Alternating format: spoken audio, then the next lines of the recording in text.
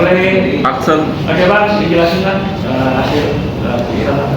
Assalamualaikum warahmatullahi wabarakatuh. Selamat malam, mohon maaf saya baru datang karena ada keperluan lain. Tadi memang saya ke pengadilan, mungkin ini biar semuanya paham ya kenapa saya tadi ke pengadilan, karena itu adalah keinginan dari Mbak Wong yang ingin mendengarkan langsung pada proses pembacaan putusan, sehingga saya berkirim surat memohon izin apakah dibenarkan kalau kami mendengarkan putusan tersebut untuk dibacakan. Majelis Hakim memberikan jawaban karena sudah ada peraturan Mahkamah Agung, maka sistem pembacaan putusan dikirim melalui e-court dan kami sudah menerimanya tidak lama setelah kami pulang dari pengadilan agama. Yang pada intinya dari gugatan ini yang saya dapatkan pada halaman yang terpenting, ya saya ulangi, yang terpenting saya bacakan dulu. Putusan ini dibacakan pada hari Rabu tanggal 16 April bertepatan dengan tanggal 17 Syawal 1446 Hijriah, disampaikan kepada para pihak. Putusan tersebut diucapkan dalam sidang terbuka, artinya putusan ini bisa diketahui oleh masyarakat, bukan dibacakan dalam sidang tertutup. Ini yang perlu dimaknai semua, sehingga Anda boleh mengetahui sebagian dari persoalan ini. Putusan ini dibacakan pada tanggal 16 April diucapkan dalam sidang terbuka untuk umum pada hari ini juga. Ya, dari 121 halaman yang paling inti terbukti adanya sebuah perselingkuhan, dan itu di dalam putusan ini dikatakan terjadi nuyus. Nuyus itu adalah seorang istri yang durhaka kepada suaminya. Nah, itu adalah pertimbangannya majelis hakim menyatakan bahwa terbukti di dalam persidangan ini adalah terbukti adanya nuyus tersebut. Majelis hakim memandang bahwa termohon telah terbukti nuyus kepada pemohon, artinya termohon itu telah melakukan hal-hal yang melanggar, ya, istri yang durhaka kepada seorang suaminya sehingga suaminya mengajukan permohonan cerai talak, dan terbukti bahwa memang ada hubungan, ya, dengan seseorang sebagaimana yang beredar selama ini, dan itu semuanya ada di dalam putusan ini. Nah, itu yang terpenting. Dan yang paling krusial lagi, bahwa kami jelaskan pada saat proses pemeriksaan di persidangan, Muhammad Ibrahim Wong itu sempat ditanya oleh majelis hakim tentang proses bagaimana sih menyelesaikan persoalan anak ini. Apakah anak ini dicoba oleh majelis hakim, ditawarkan anak ini yang satu ke sana satu ke sini, tidak baik karena dua-duanya itu anak sangat dekat, tidak mungkin. Akhirnya diambil jalan. Apakah tenggang waktu sekian hari ada di sini, sekian hari ada di sini. Mbak Wong pada saat itu menyatakan dia tidak keberatan, tapi termohon keberatan sehingga proses sidang berlanjut lagi, tidak terjadi sesuatu yang bisa diselesaikan pada saat proses dalam putusan tersebut, sehingga putusannya itu menyatakan bahwa hak asuh itu diasuh bersama dengan memberikan batasan waktu 2 minggu kepada Mbak Wong, 2 minggu kepada termohon. Tapi satu hal yang paling dipahami, yang harus dipahami, anak itu bukan objek sehingga tidak bisa dieksekusi pada saat dia tidak mau. Jadi ini bagaimana nanti saatnya seseorang itu mampu untuk merayu, bagaimana mampu untuk membuat anak itu mau kepadanya. Jadi tidak ada lagi anak itu dipaksa, apalagi ada kejadian sampai nangis-nangis, itu adalah hal yang melanggar hukum. Jadi intisarinya terhitung mulai hari ini Muhammad Ibrahim yang Anda kenal Mbak Wong sudah cerai. Jadi saya bacakan saja putusan cerainya yang terpenting. Mengabulkan permohonan pemohon untuk sebagian, memberi izin kepada pemohon Muhammad Ibrahim bin Joni Jailani untuk menjatuhkan talak satu rasmi kepada termohon Paula Verhoeven binti Edi Verhoeven, menetapkan anak yang belum dewasa, belum mumayyiz yang bernama Keanu Tiger Wong, tempat tanggal lahir dan seterusnya, Kenzo Eldrako Wong, tempat dan tanggal lahir 9 Oktober 2021 yang di atas 27 Desember 2019, berada di bawah pemeliharaan bersama joint custody oleh pemohon Muhammad Ibrahim bin Joni Jailani dan termohon.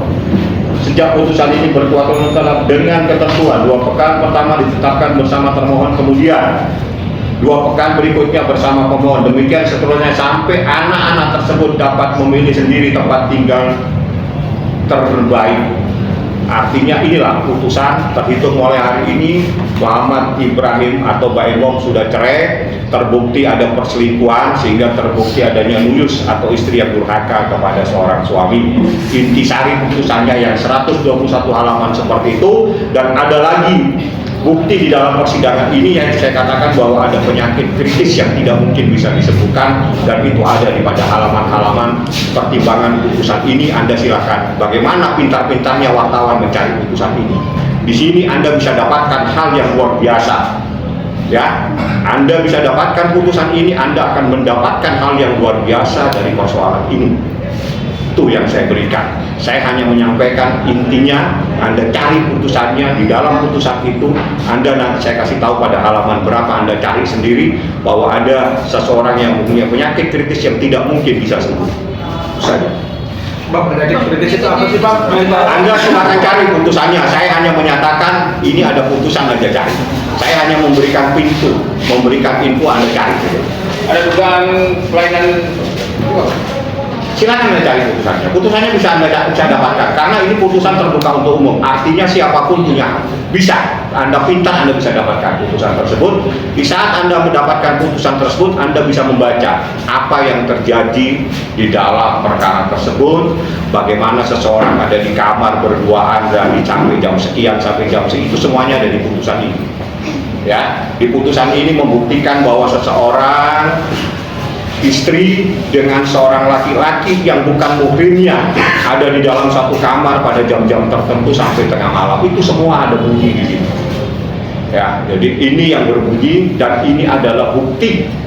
Saya tidak mau bercerita, tapi saya akan membawa putusan. Ini putusannya. Putusannya menyatakan bahwa ada seseorang perempuan berduaan dengan laki-laki yang bukan muhrimnya di dalam sebuah kamar, dan itu ada juga masalah pengeluaran keuangan, dan itu dikatakan sebagai nuyus. Nuyus itu adalah seseorang yang durhaka kepada suaminya, artinya durhaka kepada Muhammad Ibrahim alias Baim Wong. Ini 121 halaman, silakan Anda bisa dapatkan. Nanti Anda akan kaget pada saat Anda tahu apa isi putusan. Tapi penyakit yang dimaksud berkaitan dengan perselingkuhan itu, Bang? Saya bilang cari putusan. Anda nanti akan bisa tahu di dalam putusan tersebut. Terkait mental atau itu mungkin? Cari putusan. Kan saya bilang cari putusannya yang jelas. Di sini pada halaman sekian itu dikatakan terbukti nuyus. Nuyus itu artinya orang yang durhaka kepada suaminya. Ini pada halaman sekian. Adanya pengiriman sejumlah uang dan seterusnya. Lalu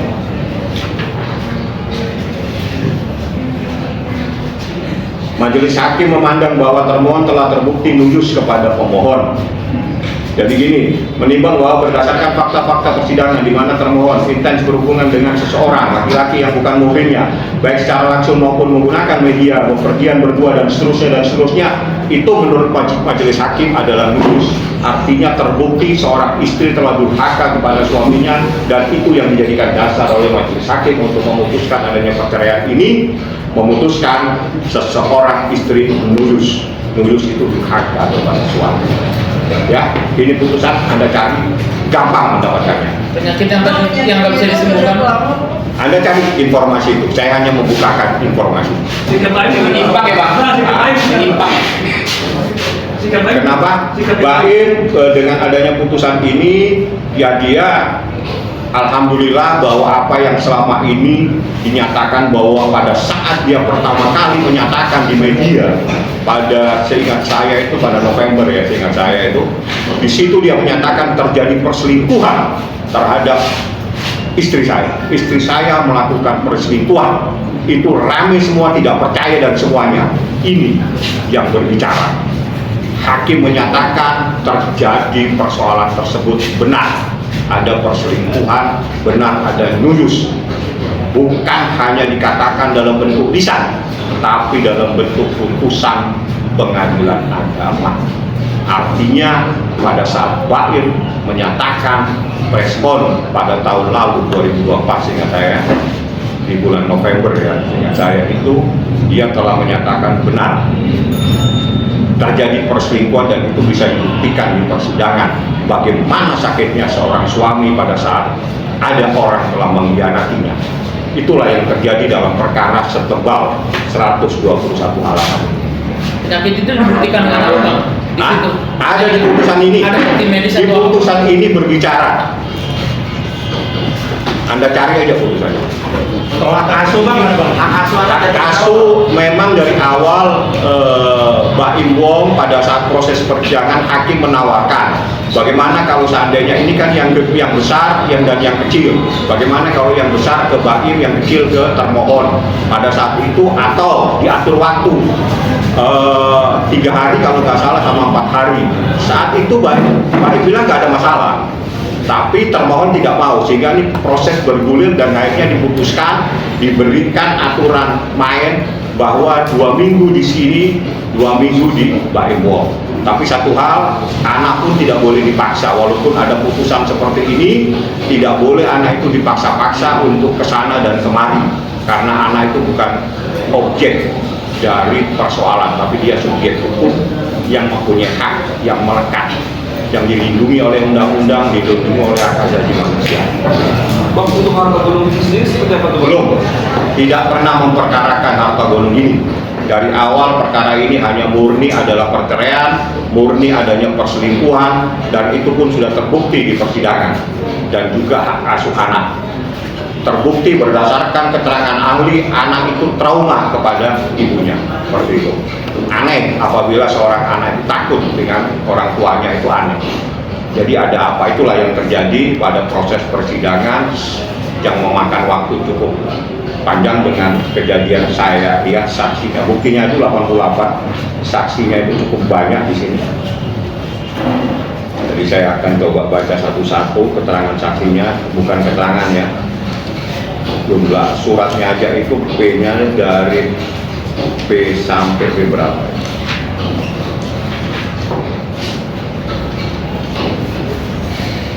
P70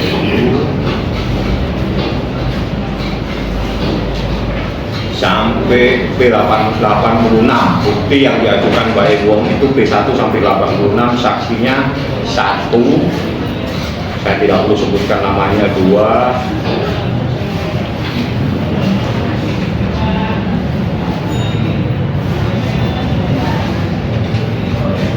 3, 4, 5, 6, 7, 9, 8, 9. Ada ahli yang menyatakan anak trauma, ada ahli juga, ada ahlinya 3. Jadi saksi 9, saksi fakta itu 9, tambah ahli 3. Ya, itulah proses persidangan, dan alhamdulillah Baim sudah bersyukur proses ini sudah selesai dan terbukti apa yang dinyatakan sama Baim terjadi perselingkuhan itu terbukti di persidangan, dan itu adalah hasil daripada putusan ini.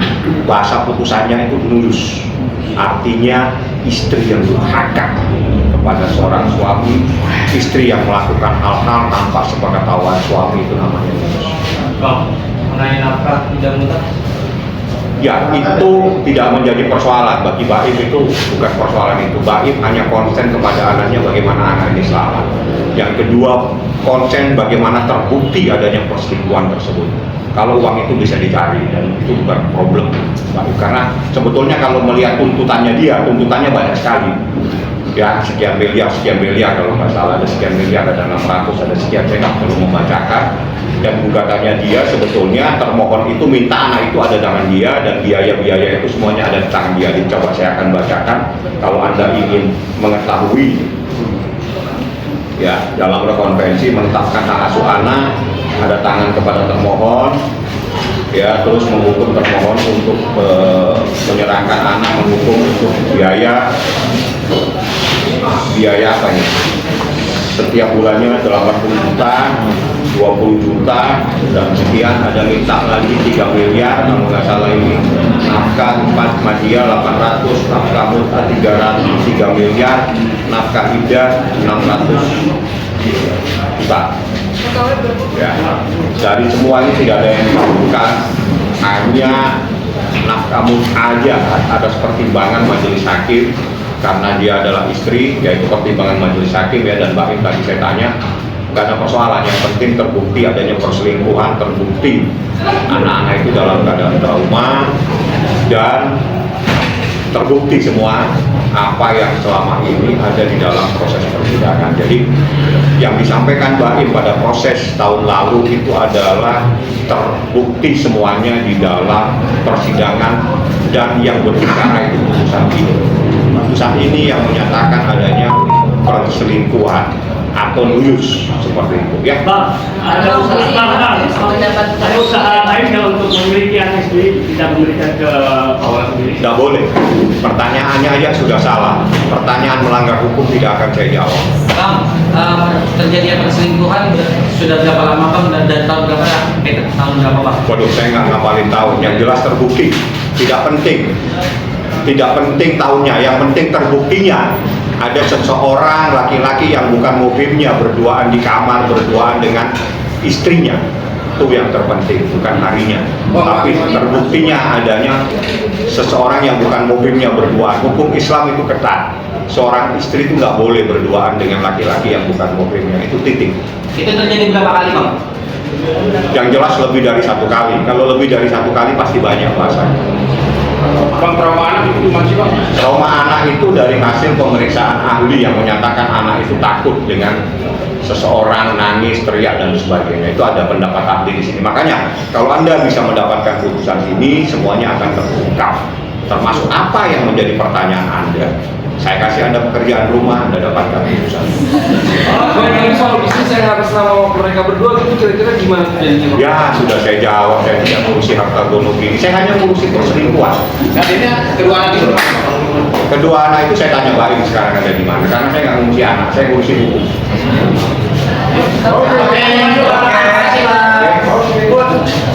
Bang, supaya dokter spesialis mengobati trauma yang tadi. Tidak ada dokternya. Tidak ada. Bang, tadi, Bang. Kira-kira boleh nggak? Di saat anak itu jangan dijadikan objek. Anak itu harus dijadikan subjek. Bagaimana anak itu mau kepada kita, bukan dipaksa, dieksekusi dan sebagainya. Itu nggak baik ya. Tapi bener ya Bang, bahwa kan berita yang beredar dua orang itu karena ada dipaksa laksanakan segala macam. Ya, Anda sudah tanya, Anda jawab sendiri. Terima kasih. Jadi lebih ke Mbak Im kan Bang ya? Kenapa? Kedua anak tersebut lebih milih ke Mbak Im ketimbang ke ibunya. Ya, selama ini seperti itu, anaknya seperti itu. Makanya ini pembelajaran. Jadi di saat anak tidak mau sama kita, jangan anak itu dipaksa. Anak itu disayang. Bagaimana supaya mau kepada kita? Ya. Bang, tadi ada yang kelewat soal keuangan, tadi sempat Nggak dibaca. pusing baik sama keuangan. Bagi Pak Im itu bukan persoalan yang penting. Apa yang menjadi sakit hatinya, apa yang menjadi dia sakit, itu semuanya sudah terjawab di dalam persidangan, dan semuanya ada dalam putusan ini, bahwa apa yang selama ini diketahui bahwa benar, bahwa ada seseorang laki-laki yang bukan muhrimnya berduaan dengan istri. Tapi di isi putusan Bunyi disebutkan ada terkait penyalahgunaan keuangan. Salah satunya itu adalah nuyus namanya. Jadi putusan ini bunyinya banyak. Saya hanya ambil intisarinya biar mudah. Yang pun salah satunya anak trauma, salah satunya nuyus itu adalah yang durhaka, termasuk adanya masalah seseorang yang bukan muhrimnya berduaan di kamar dan seterusnya dan seterusnya. Jadi kalau saya bacain setebal ini kan tidak menjadi berita nanti, menjadi buku. Tapi kalau menjadi berita itu saya kasih intisarinya saja. Ya. Bang, Anda trauma dan dilakukan pemaksaan seperti apa sih Bang memang yang dilakukan? Ya kalau Anda tanya sama ahli anak, nggak boleh. Tapi saya kan ahli hukum. yang jelas, yang begitu pun bisa melanggar hukum. Ingat ya, kita semua ini menjadi pembelajaran.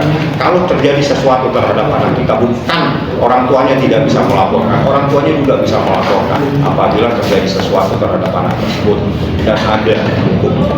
Jadi perlakukan anak itu dengan kasih sayang. Kalau memang dia itu masih tidak mau dengan kita, dirayu anak tersebut supaya mau kepada kita.